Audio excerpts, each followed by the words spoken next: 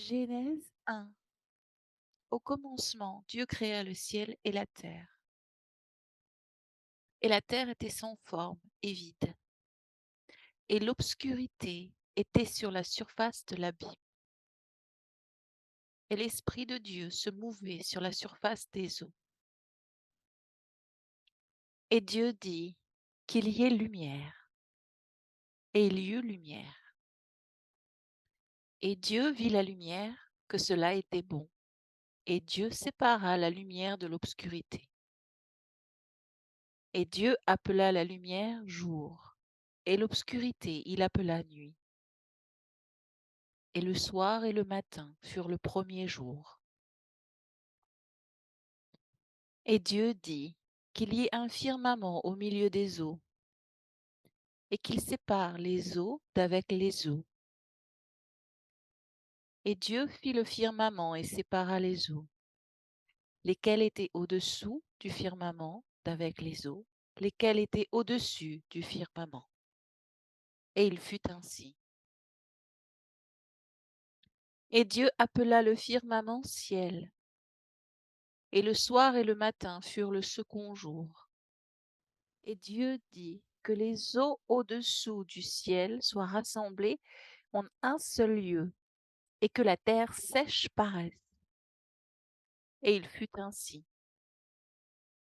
Et Dieu appela la terre sèche terre, et le rassemblement des eaux il appela mer.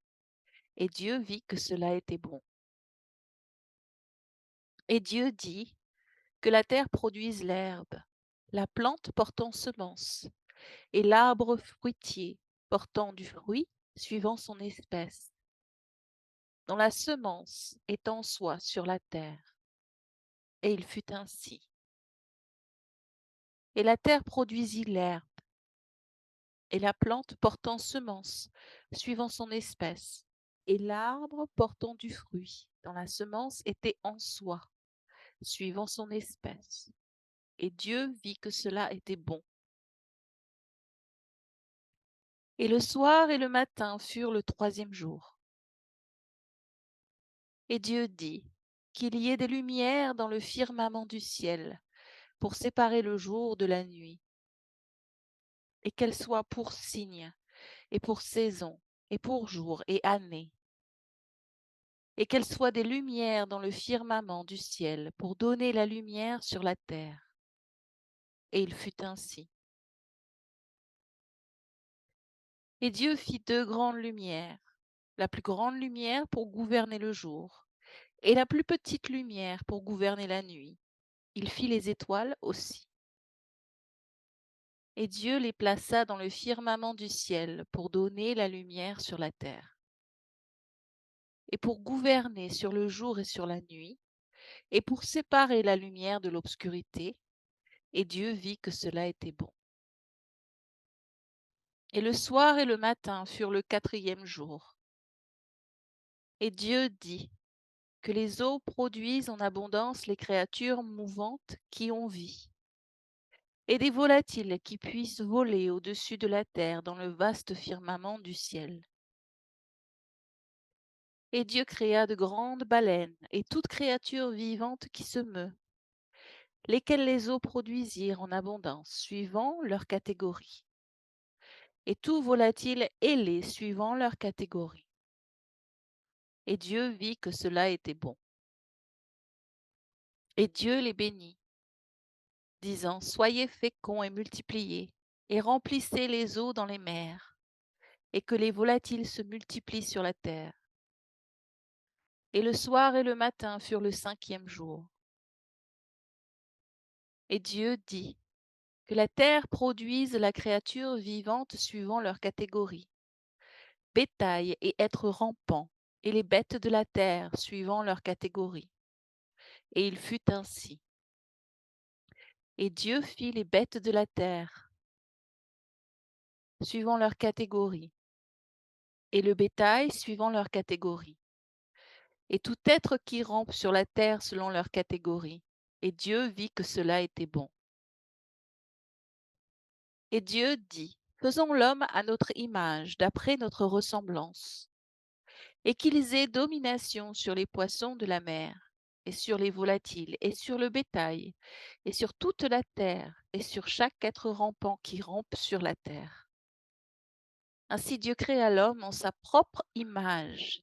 En l'image de Dieu le créa-t-il. Mâle et femelle, il les créa. Et Dieu les bénit. Et Dieu leur dit, soyez féconds et multipliez, et remplissez la terre de nouveau, et assujettissez-la, et ayez domination sur les poissons de la mer et sur les volatiles dans l'air, et sur tout être vivant qui se meut sur la terre. Et Dieu dit, voici, je vous ai donné toute plante portant semence, laquelle est sur la surface de toute la terre, et tout arbre dans lequel il y a le fruit d'un arbre portant semence. À ceci vous sera pour nourriture. Et à toute bête de la terre, et à tout volatile dans l'air, et à tout être qui rampe sur la terre, dans lequel il y a vie, j'ai donné toute plante verte pour nourriture, et il fut ainsi. Et Dieu vit chaque chose qu'il avait faite. Et voici, c'était très bon. Et le soir et le matin furent le 6e jour. Ainsi les cieux et la terre furent achevés, et toute leur armée. Et au 7e jour, Dieu acheva son œuvre qu'il avait faite. Et il se reposa au 7e jour de toute son œuvre qu'il avait faite. Et Dieu bénit le 7e jour et le sanctifia, parce qu'en ce jour il se reposa de toute son œuvre, laquelle Dieu avait créée et faite. Ce sont ici les générations des cieux et de la terre, lorsqu'ils furent créés, au jour que le Seigneur Dieu fit la terre et les cieux, et toute plante des champs avant qu'elle fût sur la terre, et tout l'herbage des champs avant qu'il pousse. Car le Seigneur Dieu n'avait pas fait pleuvoir sur la terre, et il n'y avait pas d'homme pour cultiver le sol. Mais il montait une brume de la terre, et arrosait toute la surface du sol. Et le Seigneur Dieu forma l'homme de la poussière du sol, et inspira dans ses narines le souffle de vie. Et l'homme devint une âme vivante. Et le Seigneur Dieu planta un jardin vers l'est en Éden, et il y plaça l'homme qu'il avait formé. Et du sol, le Seigneur Dieu fit pousser tout arbre qui est agréable à la vue et bon à manger. L'arbre de vie aussi au milieu du jardin, et l'arbre de la connaissance du bien et du mal. Et un fleuve sortait d'Éden pour arroser le jardin, et de là il se divisait et devenait 4 bras. Le nom du premier est Pison, qui est celui qui entoure tout le pays d'Avila, où il y a de l'or. Et l'or de ce pays est bon, il y a du bdellium et de la pierre d'onyx. Et le nom du second fleuve est Guillon. C'est lui qui entoure tout le pays d'Éthiopie. Et le nom du 3e fleuve est Hiddekel. C'est celui qui coule vers l'est de la Syrie. Et le 4e fleuve est l'Euphrate. Et le Seigneur Dieu prit l'homme et le plaça dans le jardin d'Éden pour l'entretenir et pour le garder. Et le Seigneur Dieu commanda à l'homme, disant, de tout arbre du jardin tu peux librement manger, mais de l'arbre de la connaissance du bien et du mal tu n'en mangeras pas, car au jour où tu en mangeras, tu mourras assurément. Et le Seigneur Dieu dit, il n'est pas bon que l'homme devrait être seul. Je lui ferai une aide adaptée. Et hors du sol, le Seigneur Dieu forma toutes les bêtes des champs et tous les volatiles dans l'air, et il les amena à Adam, pour voir comment il les nommerait. Et quel que soit le nom qu'Adam nommait chaque créature vivante, cela fut son nom. Et Adam donna des noms à tout le bétail, et aux volatiles dans l'air, et à toutes les bêtes des champs. Mais pour Adam, il ne fut pas trouvé d'aide adaptée. Et le Seigneur Dieu fit tomber un profond sommeil sur Adam, et il dormit. Et il prit une de ses côtes, et referma la chair à sa place. Et de la côte que le Seigneur Dieu avait prise de l'homme, il fit une femme, et la mena à l'homme. Et Adam dit: C'est à présent os de mes os et chair de ma chair. Elle sera appelée femme, parce qu'elle a été prise de l'homme. Par conséquent, un homme quittera son père et sa mère et s'attachera à sa femme, et ils seront une seule chair. Et ils étaient tous deux nus, l'homme et sa femme, et n'en étaient pas honteux. Or le serpent était plus sournois qu'aucune des bêtes des champs que le Seigneur Dieu avait faites.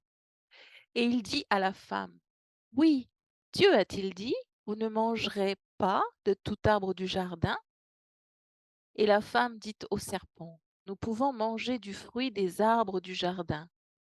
Mais du fruit de l'arbre qui est au milieu du jardin, Dieu a dit: Vous n'en mangerez pas, ni ne le toucherez, de peur que vous mouriez. Et le serpent dit à la femme: Vous ne mourrez sûrement pas, car Dieu sait qu'au jour où vous en mangerez, alors vos yeux seront ouverts, et vous serez comme des dieux, connaissant le bien et le mal. Et lorsque la femme vit que l'arbre était bon en tant que nourriture, et qu'il était plaisant aux yeux, et un arbre à désirer pour rendre sage, elle prit de son fruit et en mangea, et en donna aussi à son mari avec elle, et il en mangea. Et les yeux de tous deux furent ouverts, et ils surent qu'ils étaient nus, et ils cousirent ensemble des feuilles de figuier et se firent des tabliers. Et ils entendirent la voix du Seigneur Dieu marchant dans le jardin à la fraîcheur du jour.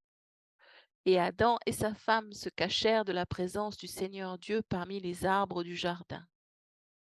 Et le Seigneur Dieu appela Adam et lui dit: Où es-tu? Et il dit: J'ai entendu la voix dans le jardin et j'ai eu peur, parce que j'étais nu et je me suis caché. Et il dit: Qui t'a dit que tu étais nu?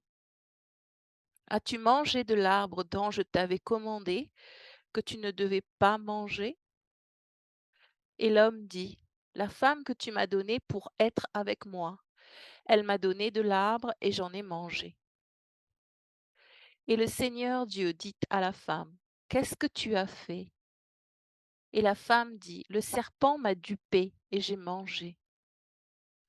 Et le Seigneur Dieu dit au serpent: Parce que tu as fait cela, tu es maudit par-dessus tout le bétail et par-dessus toutes les bêtes des champs. Sur ton ventre tu iras, et tu mangeras la poussière tous les jours de ta vie. Et je mettrai inimitié entre toi et la femme, et entre ta semence et sa semence. Cette semence meurtrira ta tête, et toi tu lui meurtriras son talon. À la femme il dit: Je multiplierai grandement ta douleur et ta conception.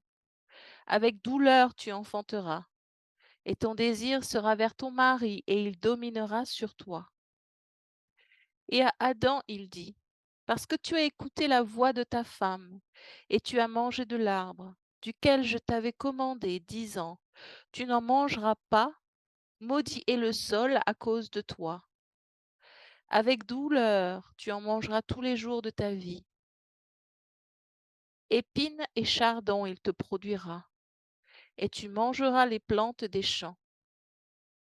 À la sueur de ton visage, tu mangeras du pain jusqu'à ce que tu retournes au sol, car de lui tu as été pris, car poussière tu es, et à la poussière tu retourneras.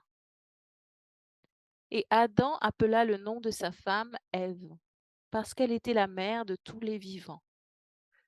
À Adam et aussi à sa femme, le Seigneur Dieu fit des manteaux de peau et les en revêtit.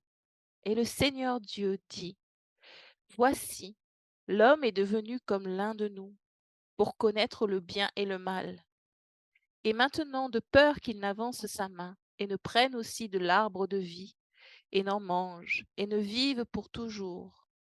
Par conséquent, le Seigneur Dieu l'envoya hors du jardin d'Éden pour cultiver le sol d'où il avait été pris. Ainsi il chassa l'homme. Et il plaça à l'est du jardin d'Éden des chérubins et une épée flamboyante, laquelle tournait en toutes directions pour garder le chemin de l'arbre de vie.